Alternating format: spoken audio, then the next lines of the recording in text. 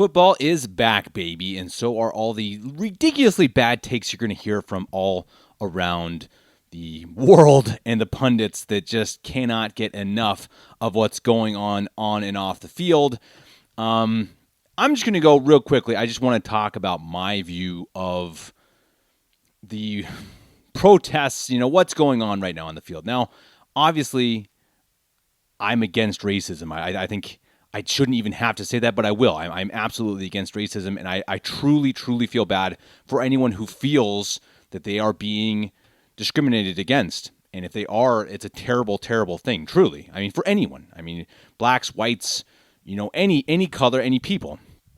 Now, that being said, sports are there to get us away from life. Now, this is something that, for some reason, the NFL, the NBA, even the MLB, and many, many, many journalists just don't understand.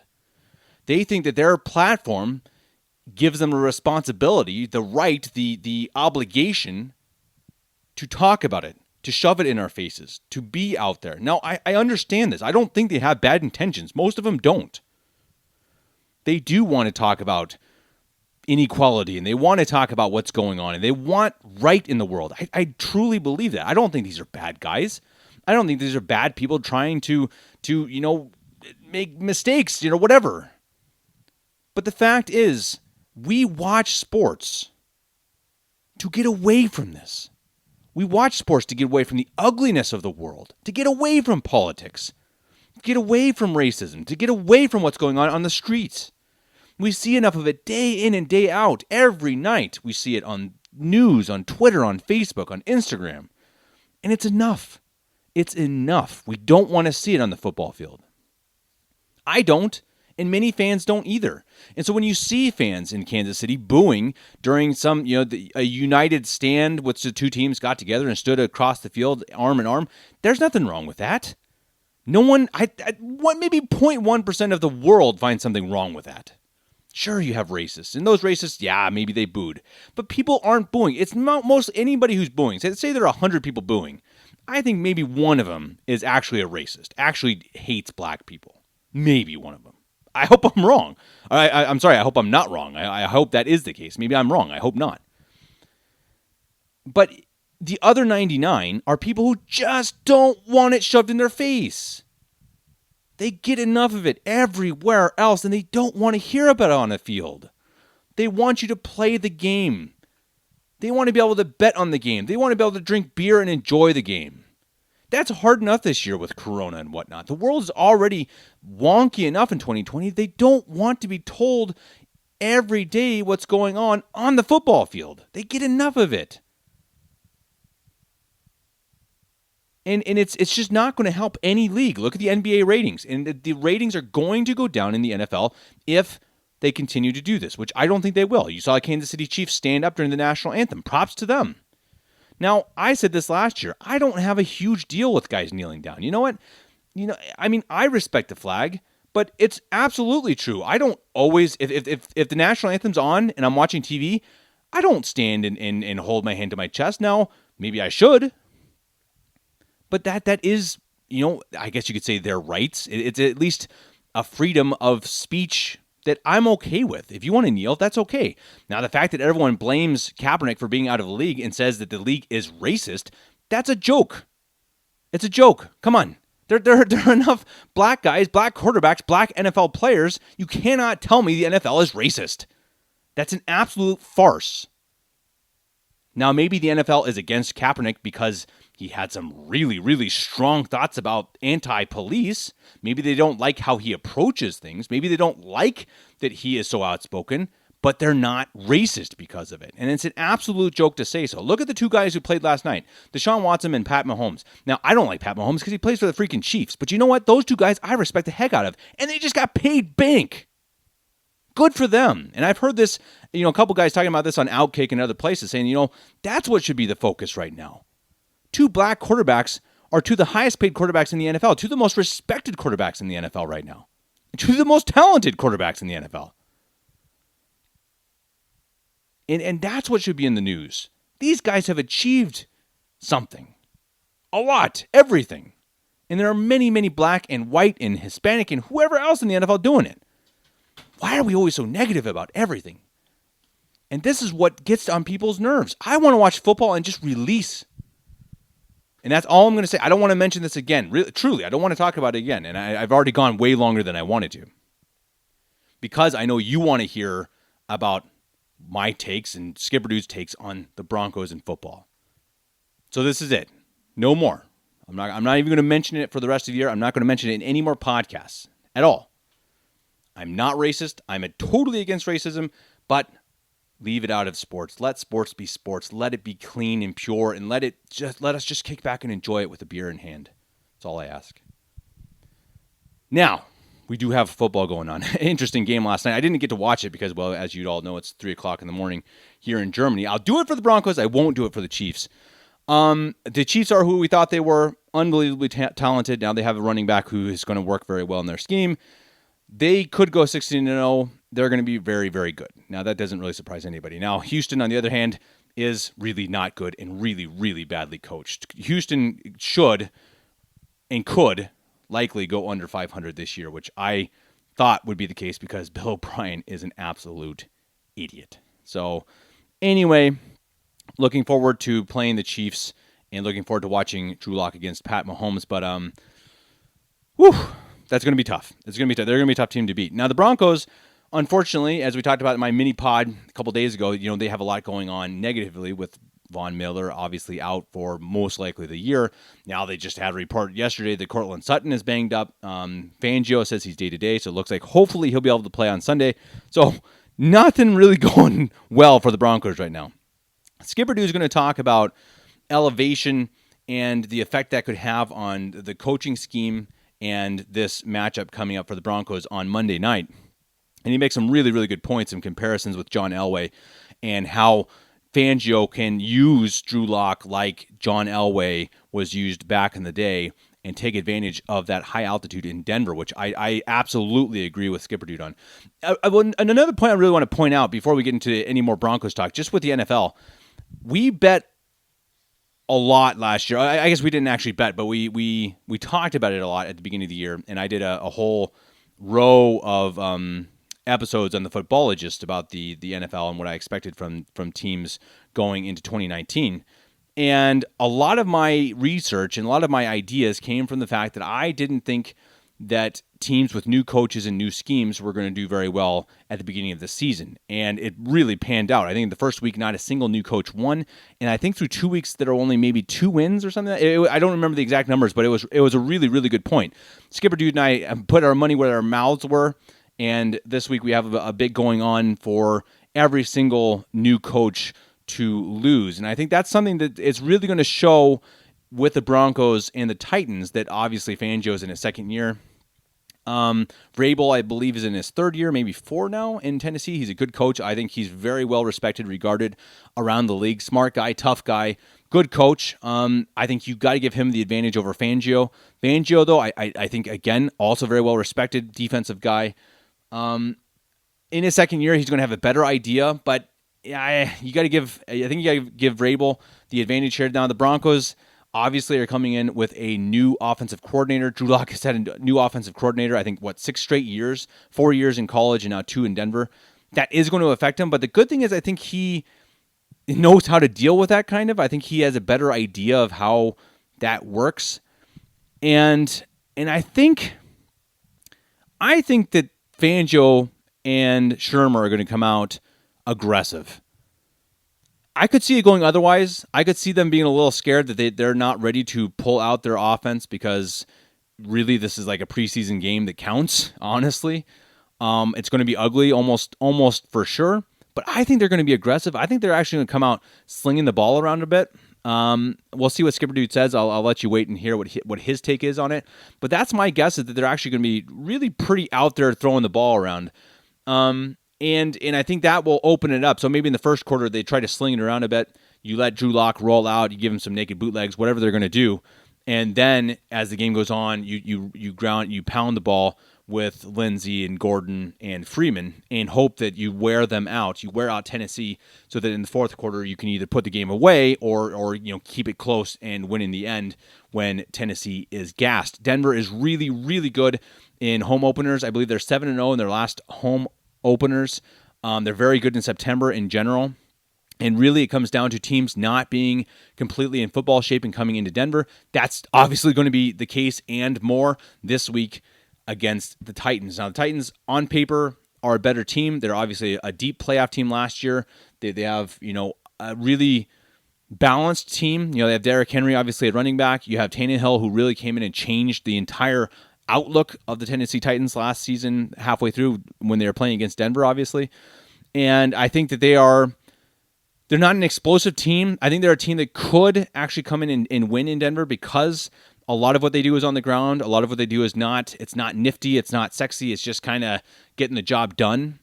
And so I think they're a team that could come in and do it, but I do actually like Denver's chance in this game. I think Denver could pull this one off. Now, Denver has a really tough schedule to start. They got Tennessee, Pittsburgh, and Tampa Bay. That's just unbelievably brutal. The schedule this year in general is brutal. I think the Denver Broncos are, especially now without Von Miller, they're a 9-7 team.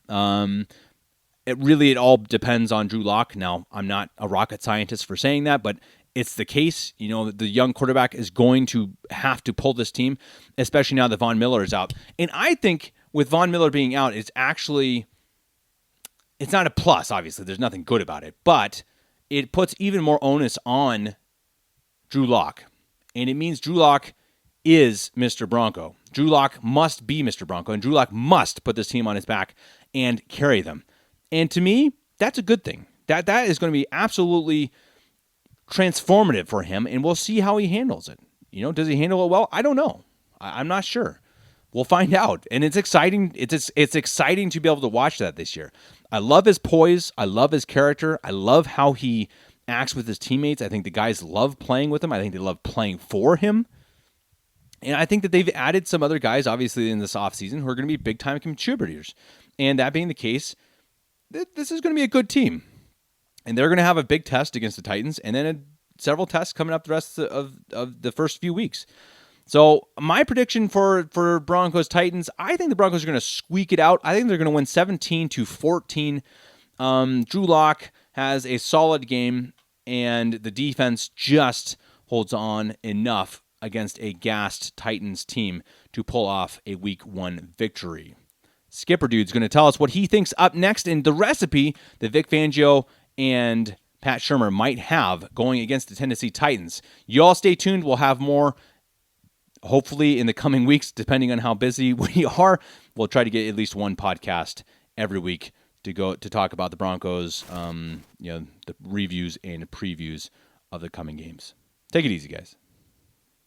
Thanks, Kevin. It's great to be back after a long hiatus. I know I've had Skipper Dude segments rolling through my head all summer, and I've really wanted to dig into the salary cap and the contract situations for guys like Justin Simmons and Phillip Lindsay and Courtland Sutton, and now the situation with Von Miller. But really, who wants to talk about the salary cap when you have real live action football dead ahead, right?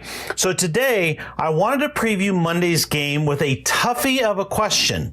Which Drew Lock are we likely to see this coming Monday night against Tennessee? Is it going to be something closer to like 2015 Peyton Manning, a conservative, mistake-free offense whose intent is to let the defense carry it to a 13-12 type of a game?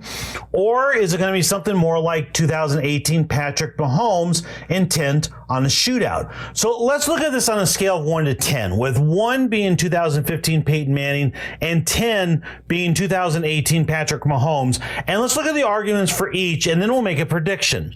Now, I'd be surprised if the extremes, either a 1 or a 10 on a scale of 1 to 10, is what we see. I'm sure we'll see something in the middle. But we have ample evidence that the number could be something in the 2 or 3 range. John Elway said very early in the summer that he expected the defense to need to carry the Broncos for a while into the season. And with defenses like Tennessee, Pittsburgh, and Tampa Bay on the schedule for the first 3 weeks, I see why he said that. That's a tough start to the season for this offense. Several weeks ago, Peyton Manning gave some high praise to Drew Lock, but also said roughly the same thing, that this offense was likely to start slow and pick up speed as the season goes along. Drew Lock is in his first full season. He has a rookie number 2 wide receiver, a new lead running back, a partially remade offensive line, and most importantly, he's working under a new system with Pat Shurmur. So you'll look at the body of evidence, and it makes a ton of sense, I think, that you're going to see a conservative offense with a healthy number of run plays, lots of checkdowns, and very few aggressive shots downfield. Or does it? This decision, of course, is going to fall ultimately to Vic Fangio. He'll consult Shurmur and the offensive staff, and I suspect John Elway may even have some very limited input, but this is going to be Fangio's call. Guys, Fangio is not a conservative guy. He plays to win. Think of this from his perspective for just a moment. He fired Rich Scangarello last season because Scangarello was too conservative. Then he brings in a more aggressive offensive coordinator with Pat Shurmur, and now he's going to open the season with an offense that looks like Week 17 against the Raiders last year. I mean, yeah, he'll do that if he thinks that's the path to victory. But I think there's an extremely important variable here that we can't overlook, and that's the thin Denver air. The Broncos have won their past 7 straight Week 1 home openers. Why? Because they have an advantage unlike any other team in the entire sports world. They train at altitude, and their bodies are accustomed to the thin air. Opponents come in Week 1 in regular season shape, but not mid-season shape, and they tend to get gassed by the fourth quarter. For those of us who are old enough to have seen John Elway play, of course, we all remember the legendary 44 fourth quarter comebacks. Did you know, though, that 27 of those 44 came in Denver? The legend of John Elway, the quarterback, kind of harkens this John Wayne, we got him right where we want him swagger. But really, the reality is that the thin Denver air had a ton to do with those 27 comebacks. Elway's superpowers as a quarterback were his escapability and improvisation. You combine that with above average foot speed and one of the NFL's strongest ever throwing arms, and he was a nightmare for opposing defenses. In modern context, he was basically like peak Cam Newton at his absolute best. But what he did, and he did so well, especially in Denver, he was to wear out the fat guys, as Bill Belichick and others like to call them.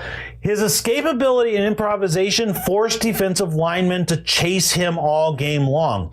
As happened often, if the opposing D-line either lacked depth or mile-high conditioning, they were gassed by the fourth quarter, to the point that Elway just shredded them. Frequently, it was with the ground game, just chewing up 5 or 6 yards at a time. If he was protecting a lead, I mean, you old-timers will remember a lot of those types of wins. But if he was coming from behind by the fourth quarter, he ended up having all day to throw in the pocket just because the other team's defensive line was gassed. Okay, now let's go back to this coming Monday night. This is Week 1. In Denver. If you're a Denver Broncos head coach, what is your best path to victory in Week 1 in Denver? That's right, it's to wear down the opposing defensive line. So, back to our scale of 1 to 10. The argument in the 8 to 9 range says that Fangio is going to understand this dynamic. He's going to push the ball. He might roll Lock out often to keep the Titans defense line on its toes. He might run some plays up the middle to keep them honest and wear them down early, but he's going to play to win. He's not going to go into this play not to lose type of offense, I don't think, like Rich Scangarello got fired for last year. Guys, this is what I'm expecting. It's not the entire Pat Shurmur playbook, but maybe 80% of it, just removing 20% of the riskiest plays. I think you're going to see some shots downfield. I think you're going to see Noah Fant finding some nice seams. I think you're going to see Jerry Jeudy duty wide open at times, it's going to be at least somewhat of a high-octane offense, even this week. But on our scale of 1 to 10, I'm not going to predict an 8 or a 9. I'm going to dial my guess back to about a 7, maybe even a 6.5, because I think Shermer and Fangio are both going to have drilled it into Drew Lock's head that this game is going to rest on the defense's shoulders, not his. So don't go out, Drew, and play cowboy and take unnecessary risks. And I think Drew Lock is a disciplined enough young man to take heed of that, and he'll forgo some enticing shots downfield in exchange for some less exciting check down yards, and he will naturally keep things somewhat conservative. So don't be surprised to see this offense get at least partially unleashed this week. Don't be surprised if Locke throws a couple of interceptions on Monday night, and don't be surprised if he's only hitting on about 50% of his passes because the play calls are aggressive. I don't think you're going to see the full playbook yet, but I think you're going to see enough of it to get a taste of things to come. Vic Fangio is a guy who plays to win, and if that means absorbing a loss or two along the way as growing pains as he gets the fullness of his offense established, I really think he's going to be willing to do that. Fangio's defense is going to win the championships, but his offenses are going to be anything but weak and passive. Broncos 23, Titans 17. Kevin, back to you.